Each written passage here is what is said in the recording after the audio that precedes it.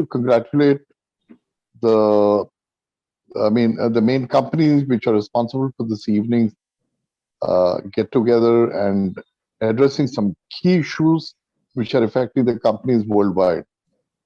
Now, of course, there are experts from various areas of global mobility in today's conference, so I'm sure that each one of you will add both value and content. Thank you very much, and go on. From MIT. Now I'd like to introduce Mr. Subhakar Alapati. Mr. Subhakar Alapati, founder and director, Global Tree, is an experienced professional with a demonstrated history of working in the education management industry for over 15 years. He has personally handled quality students in their quest to achieve admissions in top-notch universities several times. His dedication, coupled with his strategic insights, have shaped Global Tree to a juggernaut that it is today. Mr. Alapati has also been recognized as one of the leading entrepreneurs of India, and he has been the president of Young Entrepreneurs Association in Hyderabad. Also interested in writing, he has written more than 100 articles that have been published regularly in multiple newspapers such as Forbes, the Hindu, Times of India, and in others. So I request Mr. Subhakar Alapati to kindly address the attendees. Thank you. Hi, good evening, everyone. It's a pleasant evening, and I'm really happy to be a part of this IACC panelist session. It's actually an honor because I remember being a part of this session long ago, pre-COVID.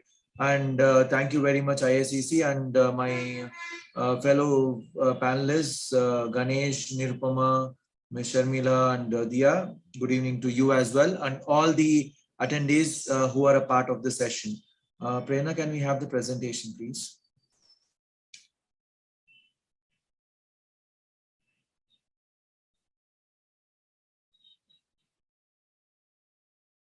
So today, what we're going to talk about is a little changes what we have seen between pre-COVID and post-COVID, and also how's the global mobility affected in terms of the overall international market. So before we go to the actual scenario, we'll try to understand what has COVID posed the challenge for us.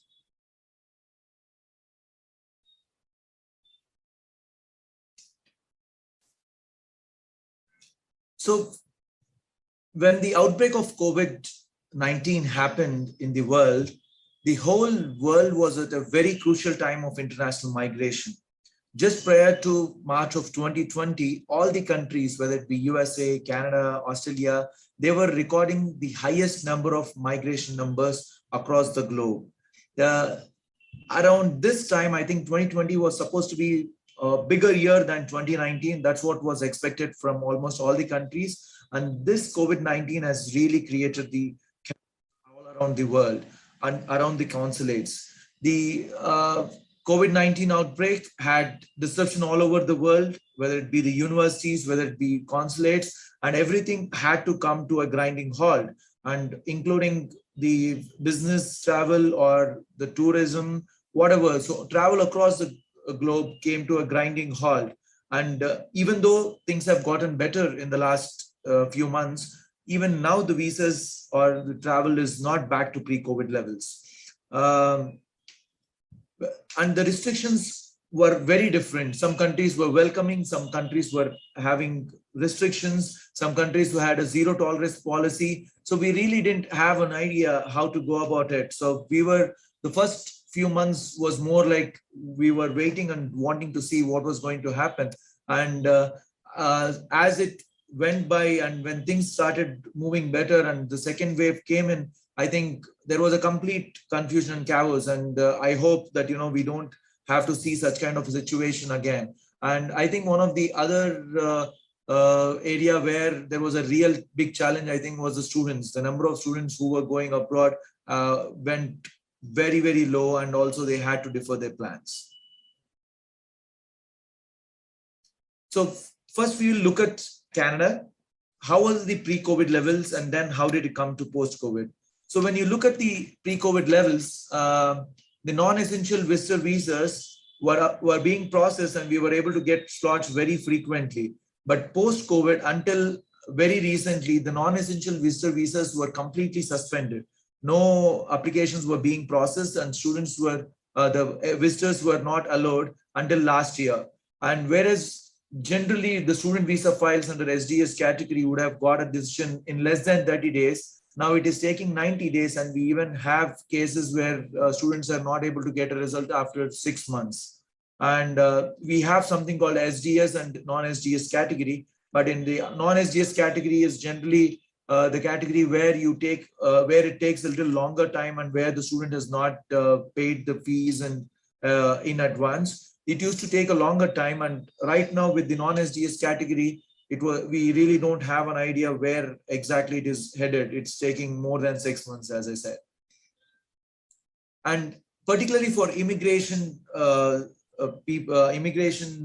prospective clients, the processing used to take between 6 to 8 months with the draw from the express entry drive and then applying for a PPR and then getting the visa stamped and to enter into Canada. It used to take around 6 to 8 months. Right, literally between 2020 and 2021, the PR applications were completely stopped. And right now, even after when they have started, I think it's taking over a year to be processed. And what was a very pitisome situation for some of our clients was that the passport submission PPR, which generally used to be after 3-4 months, that is, a PPR is requested by the client when they have completed all the process and they are already selected for a permanent residency. The request comes in so that their passport is stamped and they can travel to Canada. Right now, it is taking a year and a half. I have had clients who had actually got a PPR just pre-COVID, and they just got a request to submit the passports in the last couple of months. So it has been really testing time for people because they already had job ready there and they had done, and these people were ready with their families, but it was really testing times for them. But I think now that Canada has told that they're going to speed up the process, I think it's going to be an easier thing. And in terms of the students, I think online classes were not a point to go for before pre-COVID because they were not going to get a post-study work opportunities. But whereas once the COVID hit, I think Canadian government was one of the very first governments across the globe which said that even if a student extended his online education up to a year, they would still not get any effect on their post-study work rights. For students who want to go and study abroad, for them, post-study work rights and settlement opportunities are one of the key opportunities, and Canada and Australia are very key for them. And with this provision of post-COVID of doing online education, it really helped them, right? And for biometrics, for student visa applications, all of these are taking a much longer time.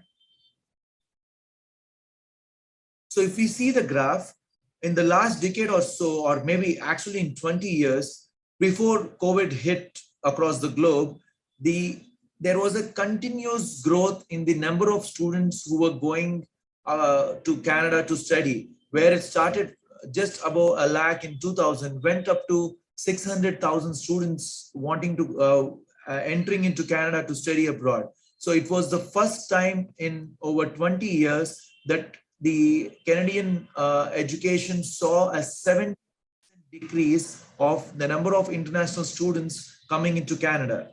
And it looks like it's getting a little better in 2021, and we hope that it will be able to go back to the regular numbers post this year.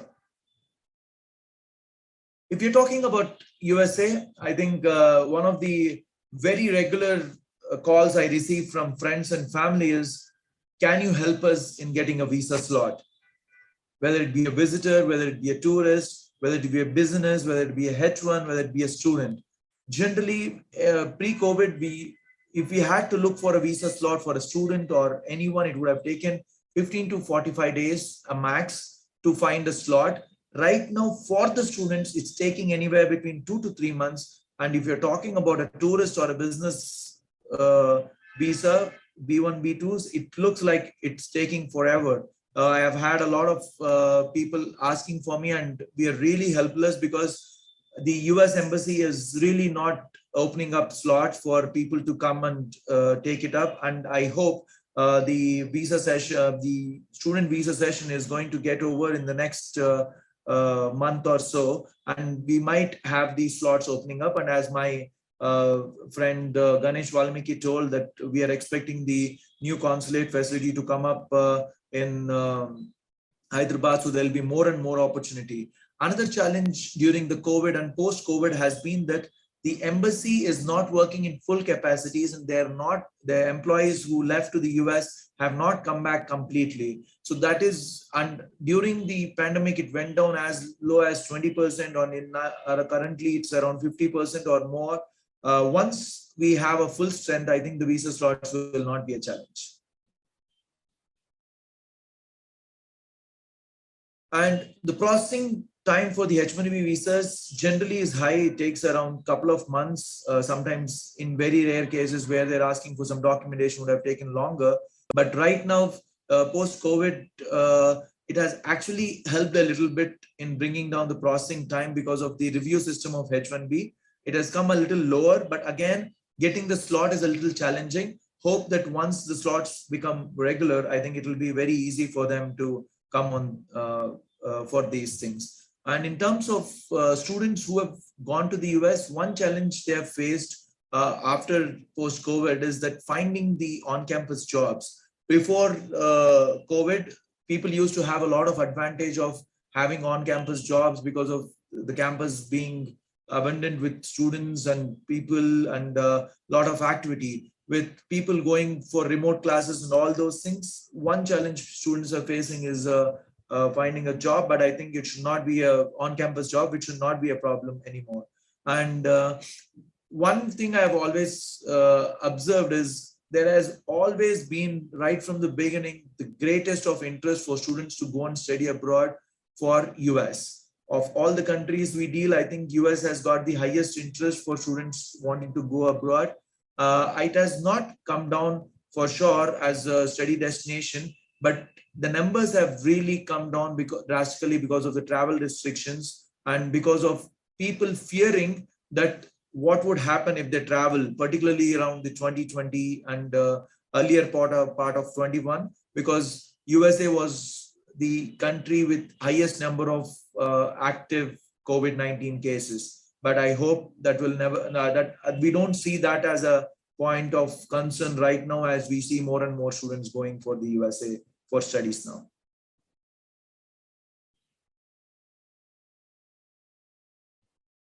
So this is just the historical census of the migration in the US, which has been on a continuous growth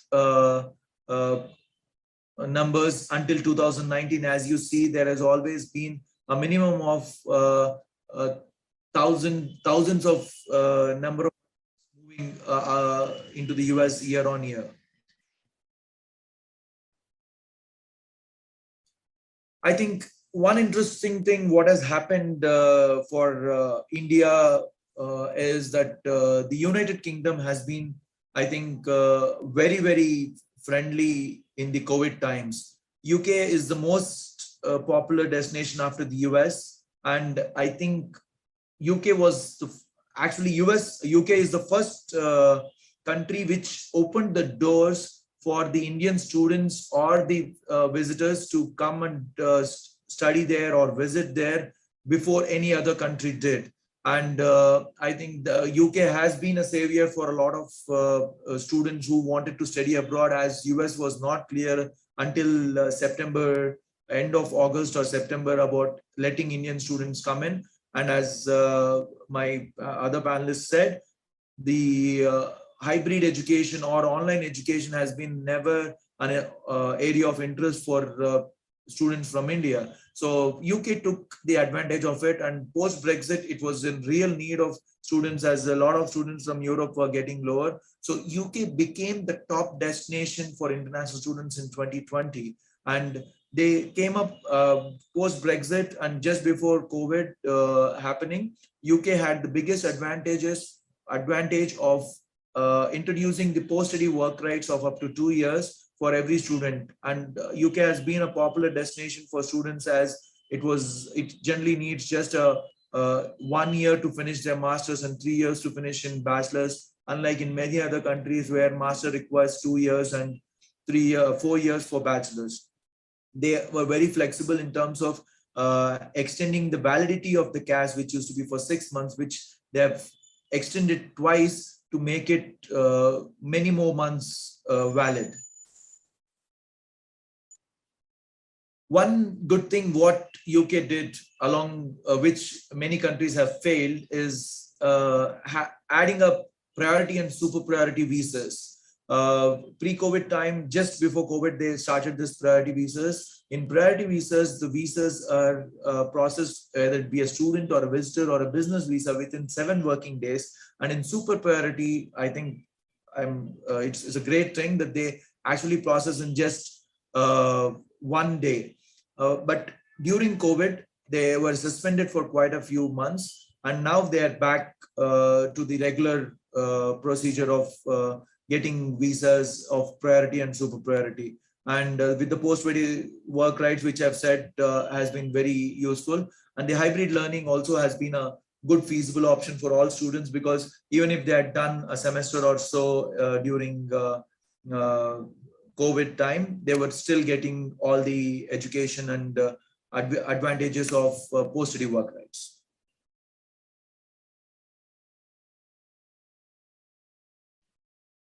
And also UK was the first country to start the visitor visa, and also which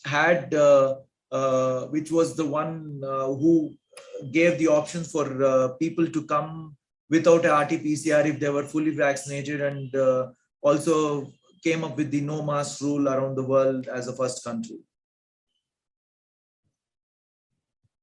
The scenario with Australia was very different. I think Australia was one of the first countries to activate the zero COVID tolerance policy, where they had sealed the borders and they had not allowed even the citizens for a long time. They had given a specific time, and even if someone had come during these times, they were with a strict policy of 14 days of isolation, and they were not allowing any other people, any other valid visa holders or students. I think until early 2022, they were not allowing anyone to come in. So with even after vaccination, they were not being allowed, and this really caused a dent to Australia. Australia was one of the famous, has become a famous destination in the recent times, in the last decade and last couple of decades. But with this, it really kind of caused a lot of challenge for the students, and it hampered their plans.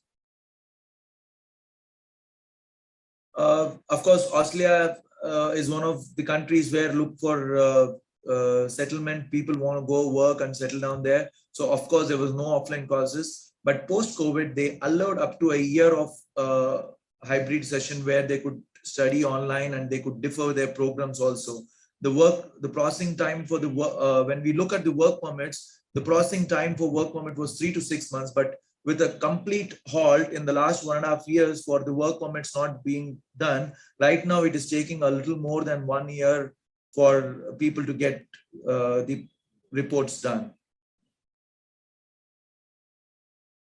So the average annual enrollments pre-COVID in Australia was increasing by over 7% at least for the last 5 years. But since they had a zero tolerance policy for COVID, Australia witnessed a 17% decline in international enrollments. The e-visa processing took just a couple of weeks or maybe sometimes just a couple of days to get an approval. Right now, post-COVID, I think in early 2022, they have actually started the processing, but it's still taking a minimum of 4 weeks and sometimes much more than that.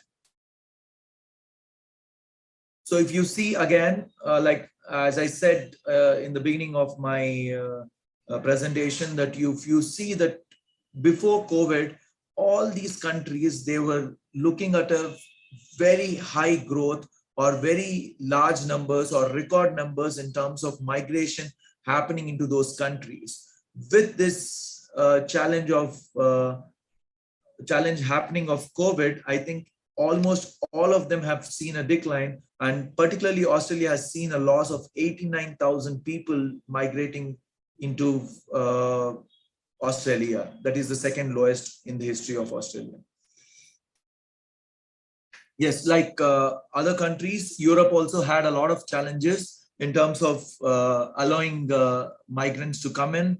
They also had a lot of restrictions. But since Europe being a combination of a lot of small countries and medium-sized countries, everyone had their own restrictions and everyone had limiting conditions. So the number of people who were migrating before to EU until 2020 was around 3.3 million, but it went down to 2.2 million in the year next to COVID happened. And I think more and more countries are opening up. And I think Europe has been a favorite destination for people around the globe as a tourist destination also. That also took a very low, very big hit and had very low tourists coming into Europe. So as I said, almost a million number of people were less getting into whole of Europe in the year 2020, 2021. So I think Germany is another area where people look for going and studying, and also for studies as well. Like most of the other countries, we could see that, you know, the number of people who were going there went on increasing year on year, but Germany had increased by 1.8% at the end of 2020, which was the lowest because they were one of the other countries which opened up very early when compared to the other countries. So as you see the graph, the student population grew by 6% in the year before pandemic hit, whereas if you see that overall in the year of 2020 and 2021, they were one of the first countries to open up. So they saw a small decline, but they were still able to continue the graph. One interesting factor, what would be very big advantage for Indian students right now is the Chinese influence. Pre-COVID, I think China was way ahead, whether it be in migration or whether it be in student visas all across the globe than India, China being the largest population across the globe.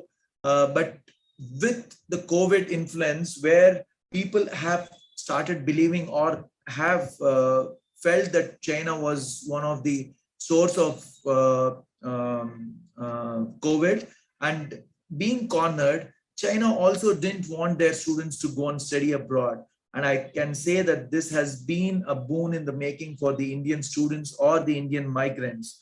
So if you look at the numbers across the globe, we have always been behind China in terms of students or the number of people migrating. Maybe migrating in a couple of countries, India is ahead of China, but students, they have been the biggest contributor. So with these China influence, if you see that, you know, the number of new students from China, pre-pandemic levels to post-pandemic levels has gone down by 27%. So I think that is going to be a big advantage for the Indian students, because the universities all across the globe, whether it be USA, Canada, UK or Australia, they need more students to come into their country, international students. So with this COVID outbreak, it looks like the Indian students and Indian migration population will have an advantage in all the countries.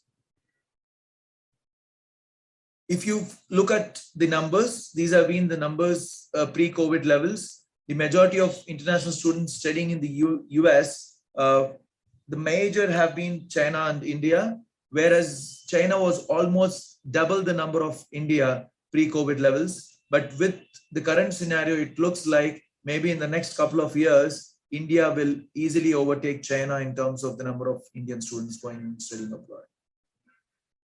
If you look at the same way in terms of other countries, whether it be UK, Australia, all these countries, in the year 2019 and 20, in UK, the number of Chinese students were almost 3 times of Indian students, 1,20,000 versus 41,000. And in Australia, there were 2,11,000 versus 35,000 Indian new students. Whereas in 2021, you could see that in the numbers which were looking for the Indian and Chinese students have started increasing. I think the 21-22, you can go to the next slide. So the number of Chinese and Indian students, what we have been seeing has started slowly changing, and we are expecting with the current scenario, it will really change. So before I conclude, I would just want to sum it up. What has COVID-19 completely changed? First thing, I think promoting hybrid education. And another important thing is standardized tests becoming optional, particularly the GRE, SATs and GMATs, which were compulsory for most of the schools, for the students to enter into the schools. They looks like they have become an optional. Even now for this intake, some universities have become or have given that option. And universities have started claiming to improve student services in terms of their hygiene, in terms of their safety, in terms of their student support services. That is a very good thing for them. And one thing which has been a real big problem is the delayed visa processing, which is really going to take much longer than that. And also what has happened is this has created a lot of confusion for students to drop their education plans, or people who wanted to migrate or work to put them on hold or defer them for at least a year, or some people had to kind of completely check them up, and unavailability of slots, processing getting challenging, and of course high rate of flight tickets. It's been really challenging. I'm traveling to London next week and a couple of months later to the US. I have never seen the ticket prices at this level. It's been like very surprising for anyone to look at, because we had never expected these kind of flight tickets. Even after all these challenges, we have seen that the international migration has not stopped and the interest has not stopped. So what changes could we see in the near future? What we have seen is, despite the uncertainty and complication, 91% of the Indians who wanted to study abroad or who wanted to migrate abroad, they are still very keen and interested. And we see that, as the COVID restrictions go down, it is going to go higher. So we are just expecting that in the coming couple of years, the numbers will be going to pre-COVID levels or maybe higher than the pre-COVID levels. And as I said, with the Chinese influence getting a shot in their arm, it looks like the international students or universities wanting Indian students to go and study abroad is going to go higher. And maybe in the next couple of months, we are expecting all the embassies to work in full capacities so that they could really work on the applications to be faster and have the full staff working there. One good thing which has happened is about the blended and flexible learning. I think students and the universities are now open to the idea that maybe doing a semester or a few courses online might not hurt them. In this way, particularly for students anywhere in India, they'll be able to save a little and still be at home because of the travel expenditure, or whether it be about boarding expenditure, it is going to save. I think this is going to be a good advantage. And particularly on the overall front, what I look at my perspective, whether it be of student or the migration, it is going to go further and it is going to really cross the pre-COVID levels. Thank you everyone for giving this opportunity. Global Tree always strives and make sure that it helps an extended arm, whether it be for students or for immigration or for any other visas. And we would always like to keep doing the same. Thank you very much.